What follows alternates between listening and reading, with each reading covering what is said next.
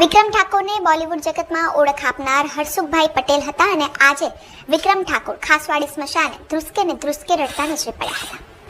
ટીએનએને વાત કરવાનો પ્રયત્ન કર્યો હતો, પરંતુ તેઓ ખૂબ દુઃખી હતા, જેથી કહી ન શક્યા હતા. શું બોલું?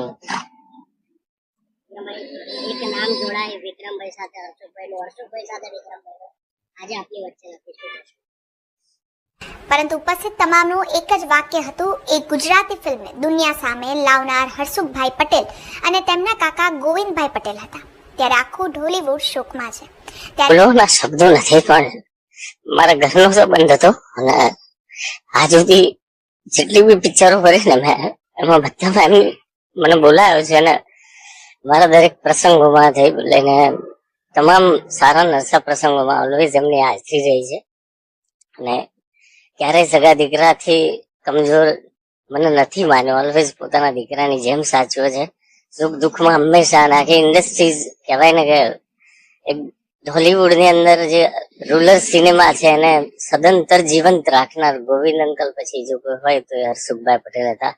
અને ગુજરાતના સુપરસ્ટાર વિક્રમભાઈ ઠાકોર કે જેમને ફિલ્મ લાઈન બતાડી એમણે અને એક સુપરસ્ટાર ગુજરાતી ફિલ્મને આપ્યો, એવું એક બહુ મોટું નામ હરસુખભાઈ આજે ઇન્ડસ્ટ્રીઝમાં જ નહીં પણ સમગ્ર લોકોમાં એક ખાલી પહોંચે. અને અમે તો બહુ સાથે સમય સ્પેન્ડ કર્યો છે.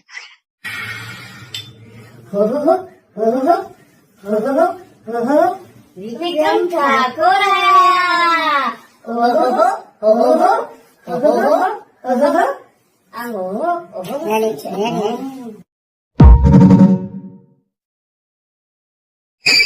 વિક્રમ ઠાકોરને બોલિવૂડ જગતમાં ઓળખ આપનાર હરસુખભાઈ પટેલ હતા અને આજે વિક્રમ ઠાકોર ખાસવાડી સ્મશાને ધ્રુસકે રડતા નજરે પડ્યા હતા. ટીએનએને વાત કરવાનો પ્રયત્ન કર્યો હતો, પરંતુ તેઓ ખૂબ દુઃખી હતા, જેથી કહી ન શક્યા હતા.